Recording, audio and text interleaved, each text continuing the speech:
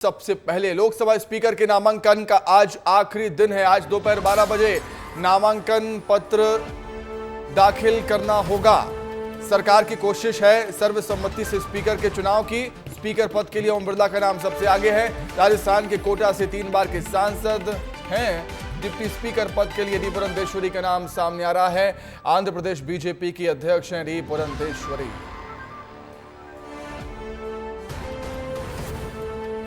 तो स्पीकर कौन होगा देखना होगा, लेकिन संभावनाएं जताई जा रही हैं, कयास ये लगाए जा रहे हैं कि ओम बिरला ही स्पीकर बन सकते हैं। और इसी खबर पर एक चर्चा करने के लिए हम बातचीत करेंगे। हमारे editor in chief Brajesh Rajput ji हमारे साथ जुड़ गए हैं फोन लाइन पर। ब्रजेश जी, क्या लगता है आपको, क्या एक बार फिर से सरकार ओम बिरला पर भरोसा जता रही है? जी सुमित, आज जो 12 बजे तक स्पीकर के नाम का फैसला होना है और 12 बजे तक ही नाम करना है। कल देर रात तक बैठकें चलती रहीं। बैठकें में पहले दिन से ही मोदी जी और पूरा एनडीए मान रहा है कि खासकर बीजेपी, क्योंकि किसी पार्टी के पास बहुमत नहीं है, तो इस पूरे सिनेरियो में सबसे इम्पोर्टेंट हो जाता है कि स्पीकर की पोस्ट किसके पास आएगी। तो बीजेपी पहले दिन से मान रही कि स्पीकर की पोस्ट वही रखेगी। और जहां तक जिन नामों की चर्चा है, तो ऐसा लग रहा है कि ओम बिरला ही फिर से दोबारा लोकसभा के स्पीकर बन जाएंगे। मोदी जी से लेके जो राजनाथ सिंह और जो अमित शाह हैं, सबने कंसेंसस बना ली है कि ओम बिरला का नाम ही आगे बढ़ाया जाएगा और इसके लिए सहमति बनाने की कोशिशें लगातार चल रही हैं। यदि ओम बिरला के नाम पे एनडीए के दूसरे घटक दल हैं टीडीपी और जेडीयू में सहमति नहीं बनती है, तो फिर डी पुरंदेश्वरी का नाम भी आगे ला सकते हैं, क्योंकि वो आंध्र प्रदेश से बीजेपी की सांसद हैं। डी पुरंदेश्वरी के नाम का जिक्र करना बेहद जरूरी हो जाता है। खबर ऐसी थी कि टीडीपी डी पुरंदेश्वरी के नाम का समर्थन कर सकती है। क्योंकि पहले भी जब कभी गठबंधन की सरकार बनी है, तो जो स्पीकर का पद होता है वो टीडीपी अपने पास रखना चाहती थी। जैसे कि लोकसभा के स्पीकर थे जी बाल योगी टीडीपी के ही सांसद थे। तो टीडीपी हर बार चाहती है कि उनकी पार्टी का व्यक्ति सांसद बने। तो इस बार भी टीडीपी ने की पहली शुरुआती मांग यही थी, मगर बीजेपी ने एक सहमति सी बना ली है कि जो स्पीकर होंगे वो ओम बिरला ही होंगे, बीजेपी के ही होंगे। और इसलिए सारे लोगों से सहमति बनाई जा रही है। मगर अब बड़ी बात यही है कि जो संघर्ष जिस बात पे है या तनाव जिस बात पे है, वो है कि यदि स्पीकर का पद सत्तारूढ़ पार्टी रखती है, तो डिप्टी स्पीकर का पद अब तक जो परंपरा रही है कि विपक्ष को दिया जाता है। इस बार विपक्ष बहुत मजबूती से आया हुआ, तो विपक्ष यही बार्गेन कर रहा है कि उसको डिप्टी स्पीकर का पद दिया जाए। यदि डिप्टी स्पीकर का पद नहीं दिया है, तो जो एनडीए यानी कि जो विपक्ष है, वो अध्यक्ष पद के लिए भी अपना उम्मीदवार उतारेगा और इस बहाने फिर मतदान की स्थिति बन जाएगी। मतदान की स्थिति स्पीकर के लिए बहुत बेहतर नहीं होती, क्योंकि स्पीकर सर्वसम्मति से ही चुना जाए तो ये बेहतर होता है। बिल्कुल ब्रजेश जी, जिस तरीके से आप कह रहे हैं मतदान की स्थिति बनना, और सत्र के दौरान हमने विपक्ष के तेवर भी देखे थे। नारेबाजी सदन के बाहर की, कल हाथों में संविधान की किताब थी। तो क्या लगता है आपको, क्या विपक्ष ऐसा कदम उठा सकता है कि मतदान की नौबत आ जाए इसके लिए? अब यही जो सत्तारूढ़ पार्टी है उसके सामने यही बड़ा संकट है कि यदि वो ओम बिरला के नाम पे अड़ते हैं या डिप्टी स्पीकर का पद यदि एनडीए को नहीं देते हैं, तो विपक्ष भी चूंकि इस बार बड़ी संख्या में आया हुआ है, तो वो भी दो हाथ करने में पीछे नहीं होतेगा। अध्यक्ष के लिए भी वो अपना प्रत्याशी खड़ा करेगा और डिप्टी स्पीकर के लिए अपना प्रत्याशी करेगा। हालांकि संख्या बल के लिहाज से एनडीए के पास पर्याप्त संख्या है, जिस बहाने वो अपने दोनों प्रत्याशियों को जिता सकता है। तो आज कल में एक नई इबारत लिखी जानी है कि यदि जो परिस्थितियां ठीक ठाक निकल जाती हैं, तब तो लगता है कि सदन ठीक से चलेगा। मगर विपक्ष जिस तरीके से बड़े हौसलों के साथ इस बार सदन में आया है, तो एकदम तनातनी होनी तय है। मगर अभी तक की जो खबर है उसमें ओम बिरला का नाम सबसे आगे है। ओम बिरला यदि नहीं होते हैं तो पुरंदेश्वरी और राधा मोहन सिंह के नाम है। मगर जो बीजेपी की जो कोर कमेटी है वो यही मान के चल रही है कि ओम बिरला इस मौके के लिए बहुत पर्याप्त होंगे। ठीक है ब्रजेश जी, बहुत धन्यवाद, बहुत शुक्रिया आपका जुड़ने के लिए, तमाम जानकारी के लिए, बातचीत के लिए, विश्लेषण के लिए बहुत धन्यवाद आपका। आगे बढ़ते हैं अब दिल्ली से बड़ी खबर, जहां केजरीवाल की जमानत पर हाईकोर्ट में सुनवाई आज होनी है। 21 जून को ईडी ने हाईकोर्ट में चुनौती दी थी।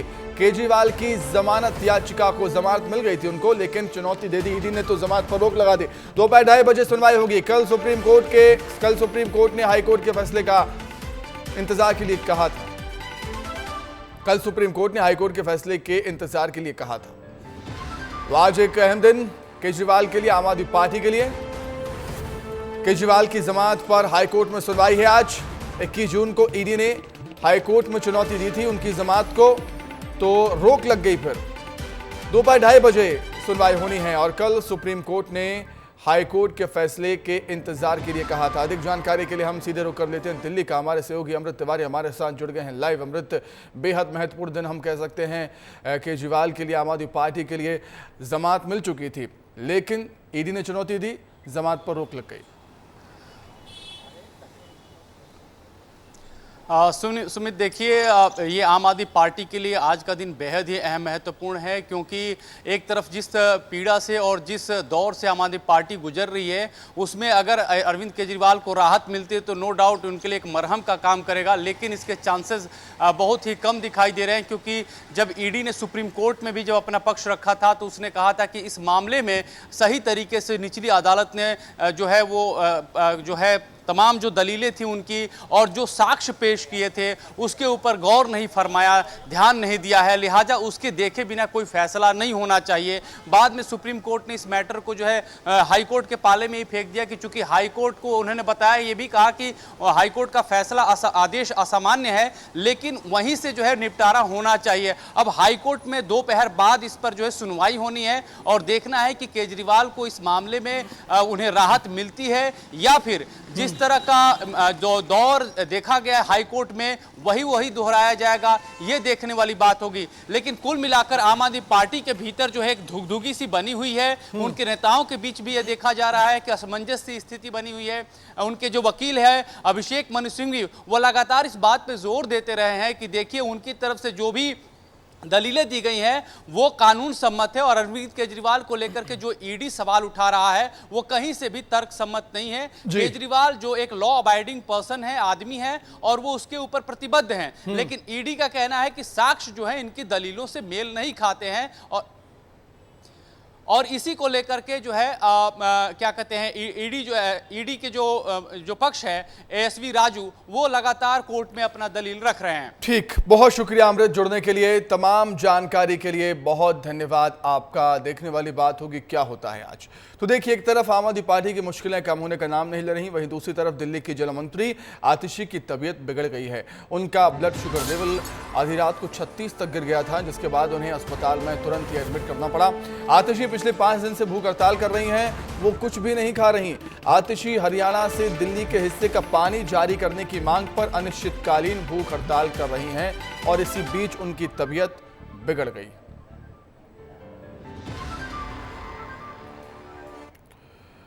दिल्ली से खबर है, मुख्यमंत्रियों से मिलेंगे शिवराज सिंह चौहान। कृषि भवन में शिवराज सिंह चौहान कृषि विकास को लेकर बैठक करेंगे। मध्य प्रदेश, मेघालय और सिक्किम के मुख्यमंत्रियों से उनकी मुलाकात है। कृषि और किसान कल्याण, ग्रामीण विकास को लेकर चर्चा होगी। एमपी के सीएम डॉक्टर मोहन यादव भी मिलेंगे कृषि मंत्री शिवराज सिंह चौहान से। तो मुख्यमंत्रियों से शिवराज सिंह चौहान, कृषि मंत्री शिवराज सिंह चौहान की आज मुलाकात होनी है। कृषि भवन में शिवराज सिंह चौहान कृषि विकास को लेकर बैठक करेंगे। मध्य प्रदेश, मेघालय और सिक्किम के मुख्यमंत्रियों से मिलेंगे। अधिक जानकारी के लिए हम सीधा रुख करेंगे, हमारे ब्यूरो हेड श्याम सिंह तोमर हमारे साथ जुड़ गए हैं। श्याम जी, कहीं ना कहीं ऐसा ही वर्क पैटर्न रहता है, शिवराज सिंह चौहान का जिम्मेदारी मिलते ही अपने काम पर लग जाते हैं। हम देख रहे हैं जब से जिम्मा संभाला है लगातार बैठकें हो रही हैं, मुलाकातों का दौर चल रहा है। देखिए, क्योंकि मोदी की कैबिनेट है और मोदी कैबिनेट में लगातार ये फोकस होता है, सभी मंत्रियों को यही शेड्यूल अपनाना होता है, उनको लगातार जुट जाना पड़ता है। तो शिवराज सिंह चौहान उसी दिशा में जुटे हुए हैं। पूर्वोत्तर खास फोकस में है मोदी सरकार के, तो वहां का विकास, ग्रामीण विकास बहुत जरूरी है। मध्य प्रदेश का ग्रामीण विकास वो भी जरूरी है। और क्योंकि अब जो है खरीफ का सीजन शुरू हो रहा है, तो ऐसे में बैठकें करके इतना रकबा रहने वाला है, क्या चाहिए केंद्र से राज्यों को, उस पर बात होगी। इसके अलावा अमित शाह से भी मिलेंगे मुख्यमंत्री, जब जा रहे हैं दिल्ली तो उनसे मिलने का भी शेड्यूल है। सुमित, निश्चित तौर पर बाकी प्रदेशों के मुख्यमंत्रियों से मुलाकात तो हो ही रही है श्याम जी, लेकिन मध्य प्रदेश के किसानों को खासी उम्मीद कहीं ना कहीं शिवराज सिंह चौहान कृषि मंत्री से होगी, क्योंकि कई साल मुखिया रहे हैं वो प्रदेश के। वाकई वो जानते हैं प्रदेश की तस्वीर क्या है और पूरी तरह अर्थव्यवस्था मध्य प्रदेश की कृषि पर ही आधारित है। तो ऐसे में बहुत जरूरी है कि यहाँ पर फोकस बनाए रखें। और हमारी अपेक्षा भी है, यानी पूरे राज्य की अपेक्षा उनसे है कि यहाँ की बेहतरी, यहाँ के किसानों की बेहतरी होनी चाहिए और केंद्र की तमाम योजनाओं का लाभ मध्य प्रदेश के किसानों को मिलना चाहिए। बहुत धन्यवाद आपका श्याम जी, जुड़ने के लिए, तमाम बातचीत के लिए आपका बहुत शुक्रिया। आगे बढ़ेंगे अब। सीएम की अध्यक्षता में आज कैबिनेट की बैठक होनी है और कैबिनेट में बजट प्रस्तावों पर मोहर लगेगी। 3.5 लाख करोड़ रुपए से अधिक का बजट हो सकता है। महंगाई भत्ता और पेंशनर्स को लेकर अहम फैसले लिए जाएंगे। तो सीएम डॉक्टर मोहन यादव की अध्यक्षता में आज कैबिनेट की बैठक, एक अहम बैठक। कैबिनेट में बजट प्रस्तावों पर मोहर लगेगी। 3.5 लाख करोड़ रुपए से अधिक का बजट हो सकता है। महंगाई भत्ता और पेंशनर्स को लेकर अहम फैसले लिए जाएंगे। अधिक जानकारी के लिए हम बातचीत करेंगे। भोपाल से हमारे सहयोगी सूरज तिवारी हमारे साथ जुड़ गए हैं लाइव। सूरज, काफी महत्वपूर्ण ये बैठक, कैबिनेट बैठक है, बजट आना है, महंगाई भत्ता पेंशनर्स को लेकर भी अहम फैसले हो सकते हैं। देखिए, निश्चित तौर पर सुमित, आज जो मोहन कैबिनेट की बैठक है, करीब 10:30 बजे मंत्रालय में ये बैठक होनी है और बैठक करने के बाद मुख्यमंत्री मोहन यादव दिल्ली के लिए रवाना होंगे। लेकिन बैठक की जो खास बड़ी बातें हैं वो ये हैं कि कई ऐसे अहम प्रस्ताव हैं जिस पे चर्चा होगी, क्योंकि 1 जुलाई को मानसून सत्र भी है और मानसून सत्र में मोहन सरकार का जो है पूर्ण बजट पेश होना है। ऐसे में बजट को लेकर भी चर्चा होगी। बाकी महंगाई भत्ता हो, पेंशन की बात हो, पेंशनरों की चर्चा हो, ये सारी चर्चाएं होंगी और कई ऐसे विषय हैं जिस पे चर्चा होगी, जिन प्रस्तावों में चर्चा होगी और उस पे हरी झंडी यानी मुहर भी लग सकती है। तो निश्चित तौर पे एक बड़ी कैबिनेट बैठक होने वाली है, क्योंकि सामने मानसून सत्र से पहले बड़ी जरूरी बात बिल्कुल, बजट से पहले भी, मानसून सत्र से पहले भी कैबिनेट की बैठक हो रही है, इसलिए बेहद महत्वपूर्ण ये मानी जा रही है सूरज। और जब बजट की बात होती है, प्रदेशवासियों को काफी उम्मीदें होती है सरकार से। निश्चित तौर पर प्रदेशवासियों को काफ़ी उम्मीदें होती हैं बजट से, क्योंकि बजट ही निर्धारित करता है कि आगे आने वाले समय में सरकार किस मंत्रालय को कितना पैसा दे रही है, क्या बजट दे रही है। उसी के हिसाब से 1 साल का जो काम है, काम की स्ट्रेटजी है, तैयार होती है। अलग अलग विभागों को जिस तरह से पैसे मिलते हैं, उसी हिसाब से वो विभाग अपने क्षेत्र में काम करता है। तो कहीं ना कहीं बजट अत्यंत महत्वपूर्ण होता है प्रदेश के विकास के लिए, प्रदेश में नई नई कार्य योजनाओं को लागू करने के लिए। महंगाई भत्ता की भी चर्चा होगी सुमित, और अन्य मुद्दे हैं जिस पे चर्चा होगी, क्योंकि कई प्रस्ताव हैं जिस पे कैबिनेट मंत्री जब बैठेंगे मोहन यादव के साथ, और इसलिए ये जो कैबिनेट की बैठक है, मोहन कैबिनेट की जो बैठक है, बहुत ही महत्वपूर्ण मानी जा रही है। सूरज, बहुत धन्यवाद आपका जुड़ने के लिए, तमाम बातचीत के लिए बहुत शुक्रिया।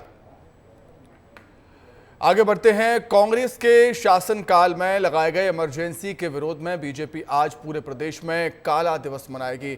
इस बीच सीएम विष्णुदेव साय ने एक्स पर एक वीडियो पोस्ट किया है जिसमें उन्होंने लिखा है कि तानाशाही रवैये की उपज भारतीय लोकतंत्र और राजनीति के सबसे काले अध्याय आपातकाल 25 जून 1975 के विरोध में उठी। तो भारतीय जनता पार्टी आज के दिन को काला दिवस के रूप में मनाने जा रही है। कांग्रेस के शासनकाल में लगाए गए इमरजेंसी के विरोध में बीजेपी आज पूरे प्रदेश में छत्तीसगढ़ में काला दिवस मनाएगी और इसको लेकर छत्तीसगढ़ के मुखिया विष्णुदेव साय ने एक्स पर पोस्ट भी किया।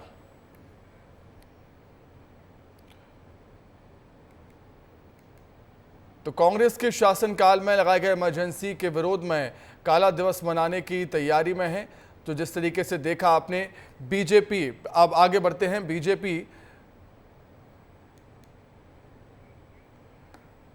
कांग्रेस के शासनकाल में लगाए गए इमरजेंसी के विरोध में आज बीजेपी पूरे प्रदेश में काला दिवस मनाएगी और इसी बीच राजधानी में आयोजित कार्यक्रम में सीएम साय शामिल होंगे, जहां कार्यक्रम में मीसाबंदियों का सम्मान किया जाएगा। और इस बीच डिप्टी सीएम अरुण साव का बयान भी सामने आया है जिसमें उन्होंने कहा है कि वास्तव में देश के लिए ये काला दिन था। अत्याचार अनाचार कांग्रेस की सरकार ने किया था, इसकी जानकारी लोगों को हो और दोबारा कोई ऐसी हिम्मत ना करे, इसीलिए बीजेपी आज ये काला दिवस मना रही है।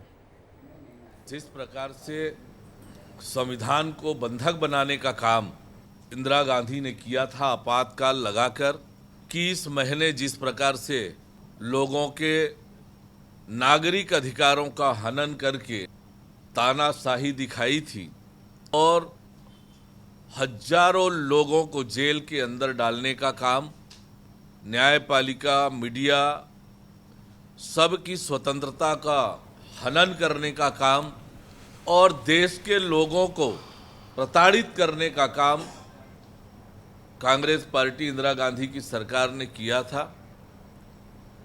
वो वास्तव में देश के लिए काला दिन था।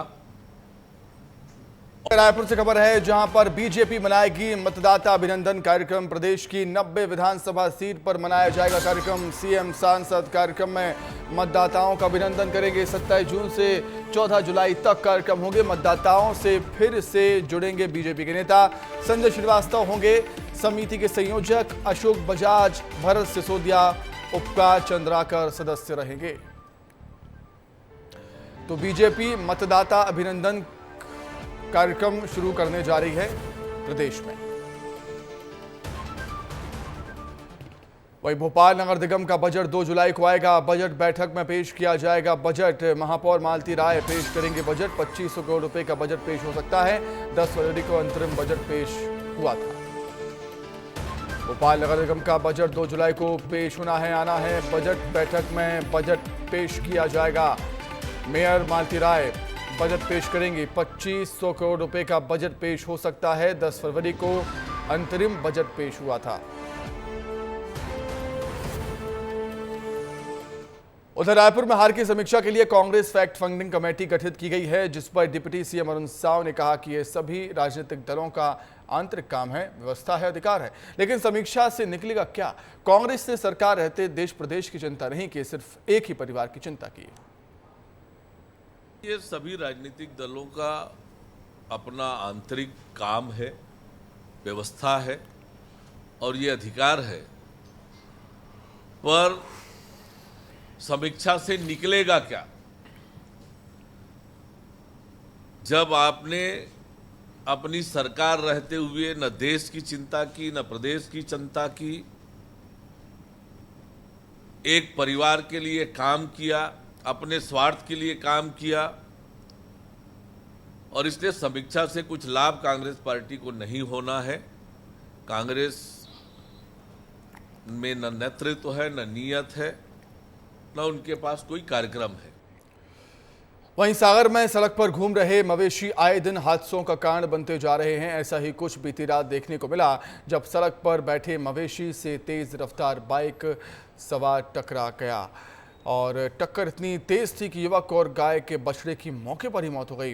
हादसे का सीसीटीवी फुटेज भी सामने आया है। ये देखिए तस्वीरें, काफ़ी ज़्यादा रफ्तार थी बाइक की जो मवेशी से टकराता है और बड़े ही बुरी तरीके से गिरता है बाइक सवार। मवेशी से टक्कर के बाद युवक बिजली के खंभे से टकरा गया और उसकी जान चली गई है। घटना सागर से रहली मार्ग पर पटना बुजुर्ग गांव की बताई जा रही है।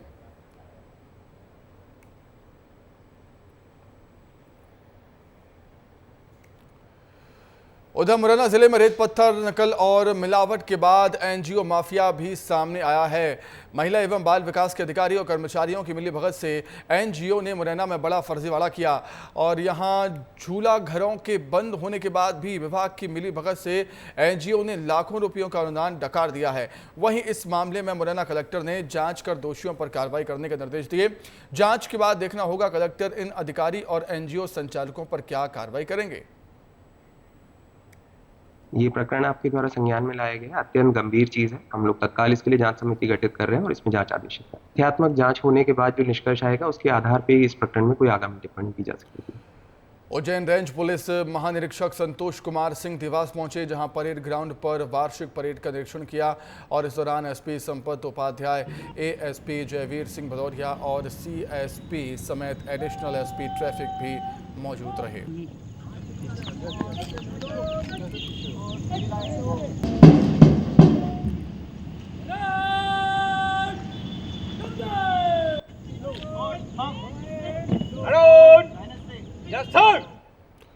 आगे बढ़ेंगे। एमसीबी जिले के खड़गवां में इन दिनों ठेकेदारों की बाढ़ सी आ गई है, जिसको देखो वहीं ठेकेदारी करने लगा है। ऐसा ही एक मामला एमसीबी जिले के ग्राम पंचायत बरदर से सामने आया, जहां पर धान खरीदी केंद्र से लगे और बरदर जलाशय के पास ही रिटर्निंग वॉलों का निर्माण किया जा रहा है, जिसको लेकर जल संसाधन विभाग ने कड़ी आपत्ति जाहिर की है और जलाशय के कार्यों को लेकर रिटर्निंग वॉलों को तत्काल प्रभाव से रोकने का पत्र स्थानीय तहसीलदार एसडीएम को दिया है। लेकिन रिटर्निंग वॉल का निर्माण करने वाले ठेकेदार पर कोई प्रभाव नहीं पड़ रहा। इरिगेशन डिपार्टमेंट से एक पत्र हमको प्राप्त हुआ है, 2 या 3 दिन पहले, और उसको संज्ञान लिया है पर जलाशय में निर्माण की शिकायत प्राप्त हुई है। हमने अभी मौके पर विभाग से संपर्क करके कार्य रोकने का निर्देश जारी किया है और लिखित में कार्रवाई की जाएगी। आपके चैनल के माध्यम से मुझे जानकारी प्राप्त हुआ है कि जल संसाधन विभाग ने हमारे ग्राम पंचायत एजेंसी को पत्र जारी किया है कि काम को देखते हुए डुबान क्षेत्र में आ रहा है, तो कम से कम अगर किसी जब तक निर्णय नहीं आ जाएगा SDM ऑफिस से, तहसील ऑफिस से, तब तक काम करो। अगर किसी प्रकार भुगतान की समस्या होती तो संपूर्ण ग्राम पंचायत की होगी। बलरामपुर जिले के रामानुजगंज में सड़क हादसों को लेकर यातायात पुलिस अलर्ट मोड पर आ गई है। यहां विशेष चेकिंग अभियान चलाया जा रहा है। साथ ही यातायात नियमों का उल्लंघन करने वालों पर पुलिस जुर्माना लगा रही है और कई लोगों को नियमों का पालन करने की हिदायत भी दी गई। कुल 19 गाड़ियों पे हमने कार्रवाई किया है, जिसमें लगभग 13,000 रुपये का समन शुल्क वसूल किया गया है। और इसी के साथ ही साथ 6 गाड़ियों की जो अनफिट पाया गया या किसी का इंश्योरेंस नहीं था, RC फेल था, उनको थाने में 6 गाड़ियों को खड़ा करके उस पर भी वैलानी कार्रवाई किया जा रहा है। उधर बलरामपुर में हाथी के उत्पात से ग्रामीणों में दहशत है। दल से बिछड़े हाथी ने किसान के घर को तोड़ दिया। सूचना मिलते ही मौके पर वन अमला पहुंचता है। हाथियों को जंगल से भगाने की कोशिश में जुटा हुआ है वन अमला। रामानुजगंज वन परिक्षेत्र के कमलापुर की घटना बताई जा रही है।